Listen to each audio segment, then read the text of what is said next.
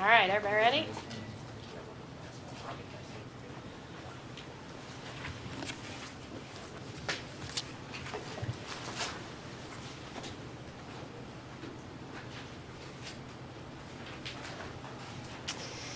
All right, good afternoon. As John said, I'm Amy Wagner with the Office of Mayor Greg Ballard. My former role was as the ethics trainer for the Office of Corporation Counsel, so we're going to be here today to learn a little bit about ethics, the City of Indianapolis. First up, I'm going to walk through an introduction of what the Ethics Code is and why we have it. We'll then talk about what the penalties are if you violate the Ethics Code. We'll talk about all the different standards of ethical conduct. We'll then walk through the complaint process, and then we'll talk about economic statements of interest and who has to fill those out and what they say. And lastly, if you have ethics questions, how the Office of Corporation Counsel can assist you in answering those questions. First up, the purpose of the Ethics Code is just to make sure that all of your duties are carried out fairly and impartially. Your decisions are made, should be made within the proper channels of government. You should never use public office for private gain. And that all of our actions, transactions, involvements must not have a conflict of interest surrounding them. So the Ethics Code sets a clear and high ethical standard for the conduct of elected officials, appointees to boards and commissions, and city and county employees. It also has standards relating to those who are vendors or have a business relationship with city and county agencies. So why are you sitting through training? Well, the Ethics Code requires that all employees are trained within 6 weeks of beginning work. And it also requires that you receive training every 2 years to keep the Ethics Code fresh. And what happens if you don't complete the training? Well, we maintain documentation to make sure that you've been trained every 2 years. And if you fail to attend an ethics training when you're required to do so, it can actually be a violation of the Ethics Code itself. So what can we do if the Ethics Code is violated? There's a wide range of penalties associated with the Ethics Code. We can take disciplinary action. We can actually fine people. We can require you to make restitution or disgorgement, which means pay back something that you got in violation of the Ethics Code. We can cancel contracts. We can bar someone from entering a contract with any agency for a certain length of time or forever. We can actually remove elected officials from office. Someone that's a board appointee, we can remove them from their board appointment. And we can also remove someone from their employment. We can bar an individual from ever being able to be employed by the city or the county. And then we can also suspend licenses, permits, issued by any of our agencies that actually issue licenses, registrations, or permits. All right, these are all the different standards of ethical conduct. We'll cover each one in detail. We'll go through gifts, donor restrictions, honoraria, political activity and patronage, employment restrictions and post-employment restrictions, nepotism, confidential information, additional and excess compensation, conflicts of interest, use of city and county property, and bad faith complaints. Now, some key definitions that I'll use throughout this training that you need to understand is business relationship. And we define a business relationship as someone who has a financial interest in a contract with or a purchase by an agency, or they're seeking to obtain a license or a permit. Additionally, someone who is a lobbyist that performs lobbying activity can be defined as someone who has a business relationship with an agency. And when I say employee, I mean everybody. Full-time, part-time, temporary, hourly, all of those are considered as employees underneath the Ethics Code. All right, first up is gifts. There is a general prohibition on employees or their immediate family accepting any sort of gifts, favors, service, food, entertainment, drink, travel, etc. from anyone who has a business relationship with their agency or someone who is seeking to influence an action that you may do in your official capacity. Now, there's lots of exceptions to the gifts rule. The number one exception you need to remember is that we allow gifts that have a value of less than $25. So long as that person who does the gift giving does not exceed $100 in one business year. So you can go to lunch with someone who is a vendor with your agency if you go to the city market. We also allow gifts from public agencies or institutions that are used to benefit the county or the city as a whole. Mementos and souvenirs are fine. Food and drink consumed at a public meeting is allowable. Gifts related to economic development, those must be approved by the Deputy Mayor of Economic Development in advance. Gifts to an appointee or an employee from his or her relatives if there's an ongoing social relationship. The way this one works is if, say, your best friend works for a company that is a vendor for your agency, and your friend wants to go on vacation with you. Your friend personally pays for that vacation, that's okay. Your friend's company cannot pay for you to go on that vacation. Additional exceptions. Political contributions made in accordance with state law. Anytime you contribute to a political campaign, it's required that those donations are disclosed on state, local, or federal forms, so those are not considered gifts. Previously approved discount programs. We often have local businesses that offer discounts for city employees. Those are not considered gifts if they're given out to the enterprise as a whole. Any item of value for which face value or reasonable fair market price is paid. If you are invited to go to a Pacers game with a vendor and you pay for the cost of the ticket, that's fine. And any gift accepted by a member of your family, as long as that the member of your family, it was provided in the normal course of their business. Say your spouse is employed by a vendor with your agency. If your spouse's employer were to give a gift to your spouse in the normal course of their employment, say a Christmas gift, that's considered okay.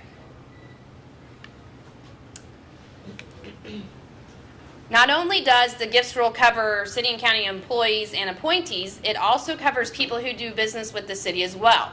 So a vendor to the city or the county could actually violate the ethics code by attempting to give you a prohibited gift. Does anybody have questions?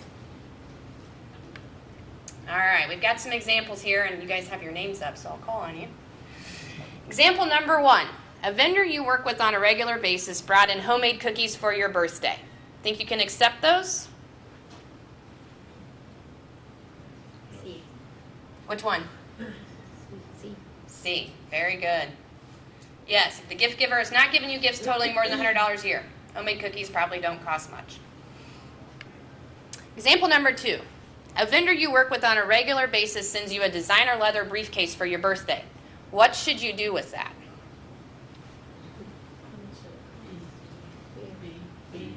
Very good. Yeah, you can't give it to your spouse because it's still considered that you accepted it, and throwing it in the trash is still considered acceptance, so you should send it to the vendor. And feel free at any time, if you get a gift that you think is prohibited, to contact OCC, and they can actually send a letter to the vendor and say, thanks, but no thanks. This violates our ethics code.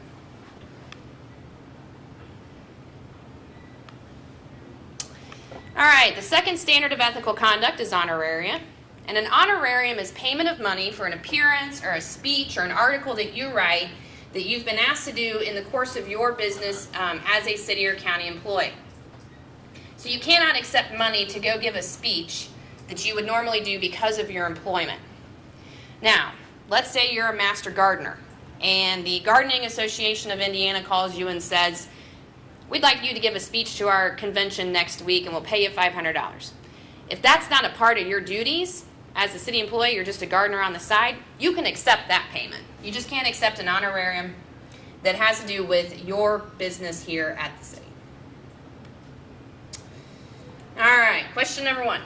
You are employed by DPW as an expert in pothole repair. The National Pothole Repair Association asks you to speak at their annual conference. ABC Asphalt Company, a vendor for DPW, offers to pay your travel expenses and pay you $1,000 for your speech. May you take them up on their offer? This is a little tricky. Anybody got an idea? Question about it. We have a consensus? A, B, or C? All right, you can actually do A. You can accept the speaking engagement and the asphalt company's offer to pay for your travel, because if that is something you would normally do as part of your city or county employment, would be to go speak at a conference on behalf of what you do for the city. If the city would have to put the money out for you to travel, the city can accept that gift of the travel from the corporation company. You personally cannot. But you cannot accept that payment of $1,000 for speaking. If you ever do get an honorarium, say they just mail you a check in the mail, you can always turn it over to the controller's office and it'll just go into the city or the county's coffers. Questions on that? All right, next ethical conduct, political activity. Employees are prohibited from engaging in political activity while on city or county time or using city or county resources. Additionally, anybody with purchasing authority, so anyone that can actually cut checks to vendors, are prohibited from soliciting donations on behalf of a candidate for office unless they are the candidate themselves. And we define political activity as taking action to support an individual in his or her campaign for elected office, soliciting contributions on behalf of a political party, or any other candidate for any public office.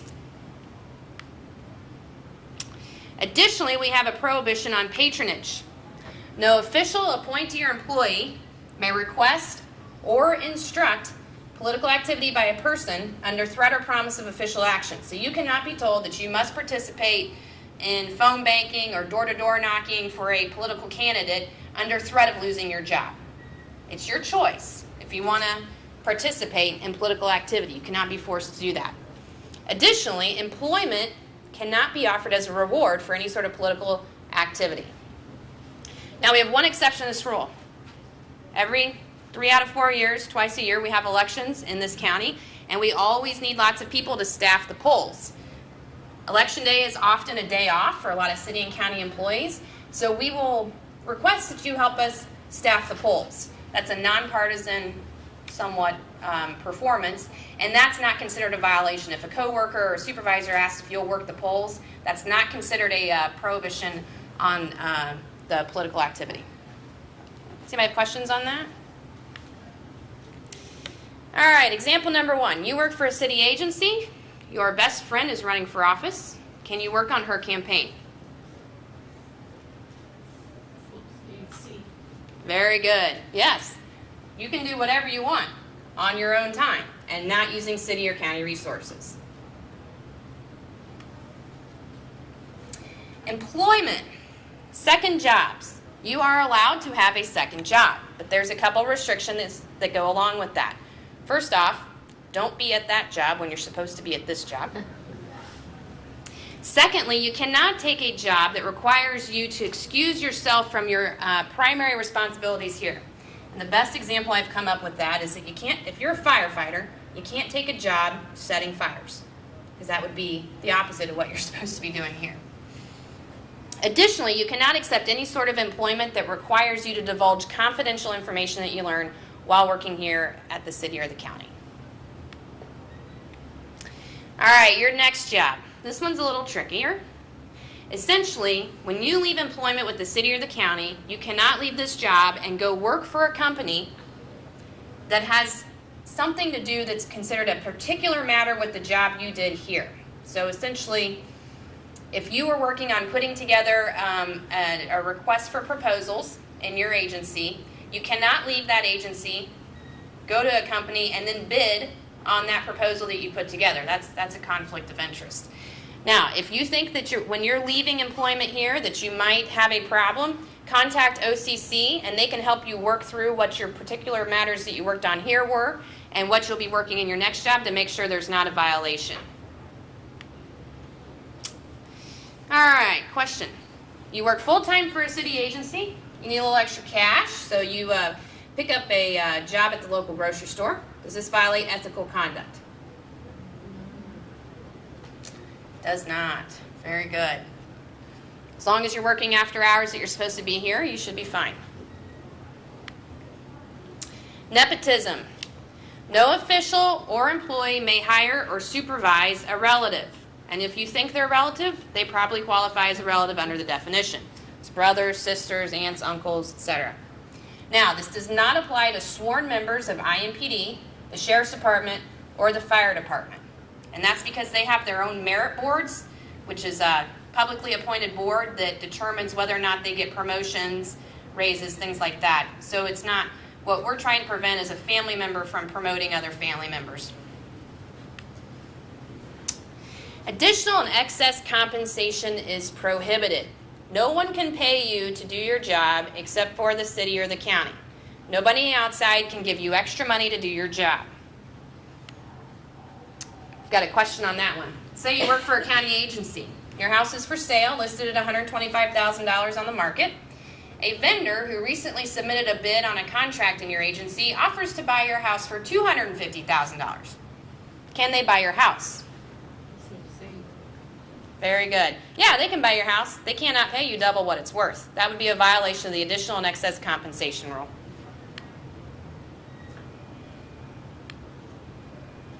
All right, the next section talks about conflicts of interest, and there's a couple key definitions in this section. First one is a financial interest, and we define a financial interest as any interest that would result in an increase or a decrease in the income or net worth of an official, appointee, or an employee, or a member of your immediate family, but does not include an interest of stock unless you own a large share of a stock, or if the assets are held in a blind trust. Immediate family member is considered your spouse or your dependents. First up, there is a prohibition on a financial interest in the outcome of a vote. An official, an appointee, or employee may not participate in any sort of vote, specifically usually on a contract, where their immediate family, their business, or prospective employer has a financial interest in the outcome of that matter. If you find yourself in the position that you may have an opportunity to vote on something where you think someone that is close to you has a financial interest, step away, call the Office of Corporation Counsel, and they'll help you work through that problem. Similarly, there is a conflict of interest in decisions on contracts. If you are a part of a team that works on contracts for your agencies, your family members cannot have a financial interest in that contract. You yourself and your family members cannot have a financial interest in that contract. Now, there's a couple exceptions. If the contract is put out for a competitive bid, it's done completely publicly, goes before a board, etc., there are times when you can be a part of that decision-making process. But the best thing to do is if you are working on a contract and you know that you've got a relative that's going to bid on that, is to step away and call the Office of Corporation Counsel and make sure you're in the clear. All right, question on this. You work on a team reviewing bids for contracts for your city agency. One of the companies that submitted a bid is owned by your son. He really needs the work. He contacts you at home, urges you to select his company, and asks you for information about your agency's criteria for judging the bids. What should you do?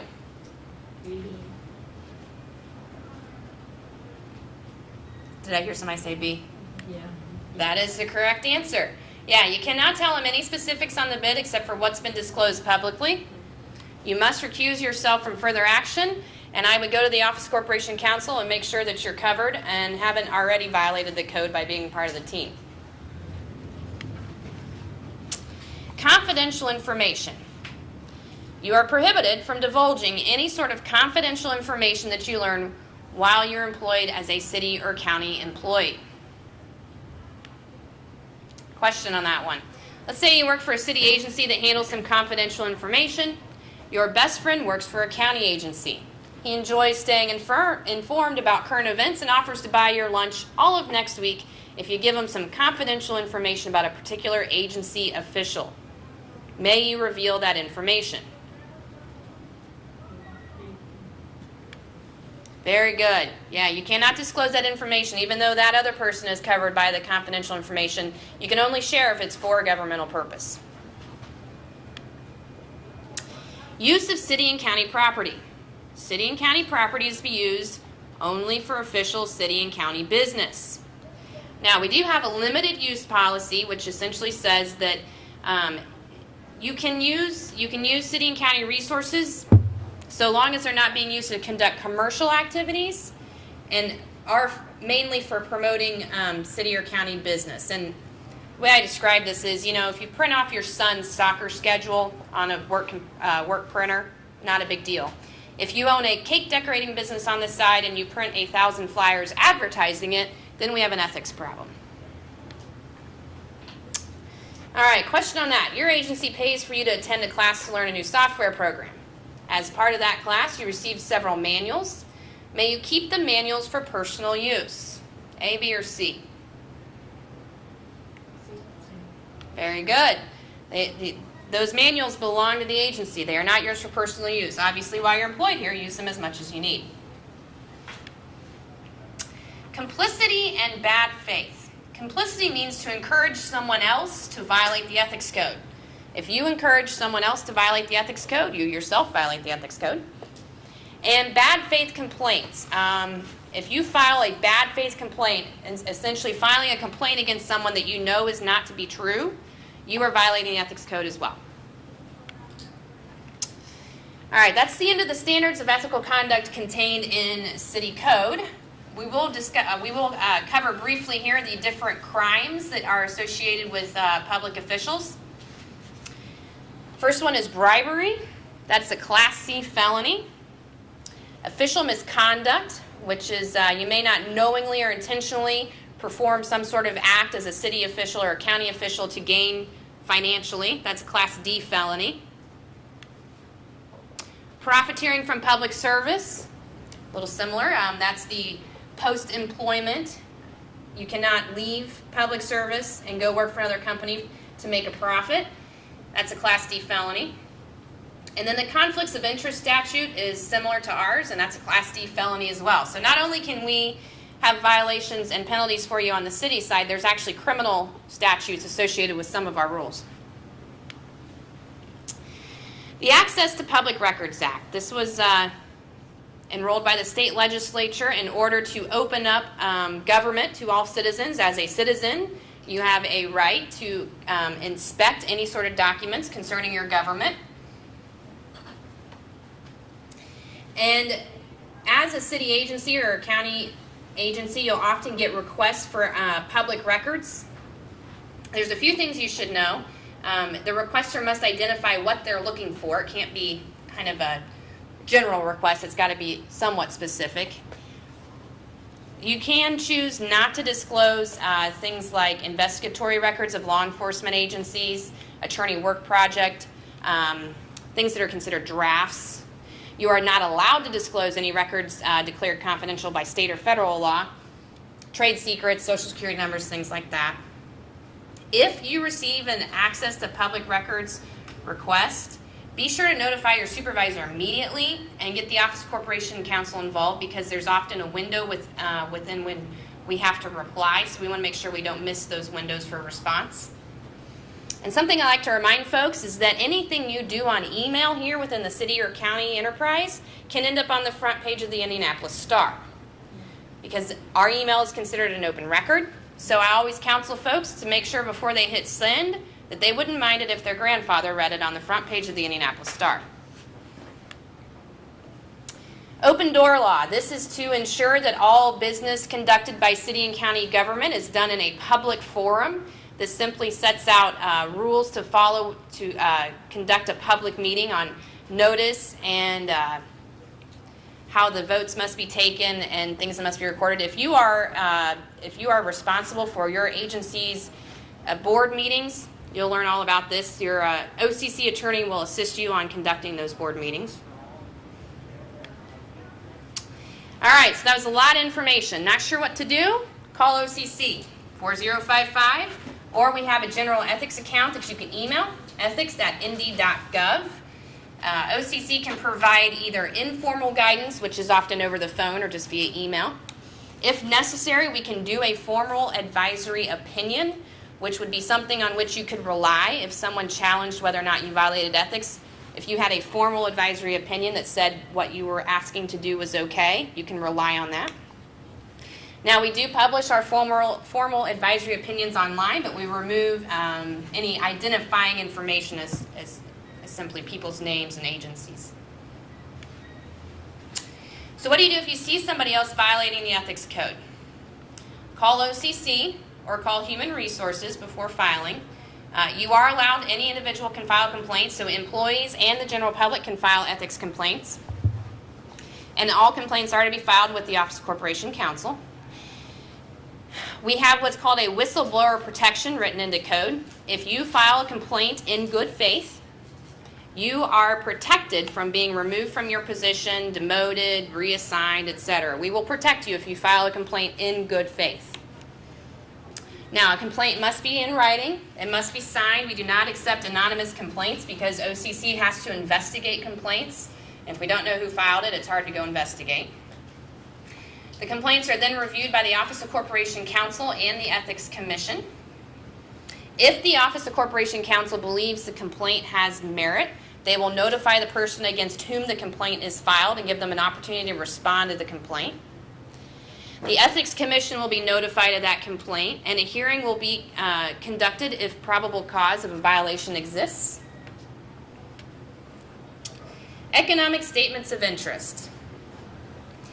These economic statements of interest are required to be filed by anyone who is an elected official, is a declared candidate for elected office, the head of all agencies, anyone who reports directly to an agency director, all board appointees, any employees whose employment is subject to the approval of the City County Council, and any employee with final purchasing authority, and all the employees of the purchasing division in OFM.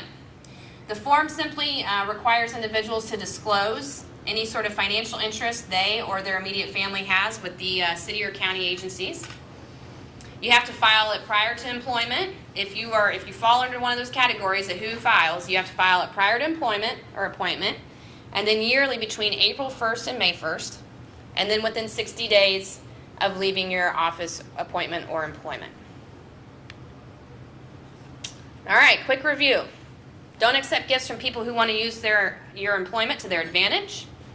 Don't benefit from or divulge confidential information. Don't work in outside employment that requires you to use city or county property, time, or information. Don't make decisions at work which might financially benefit you. Don't engage in political activity at work. Don't use city or county property for personal reasons. Don't ask employees to do anything outside of their official duties.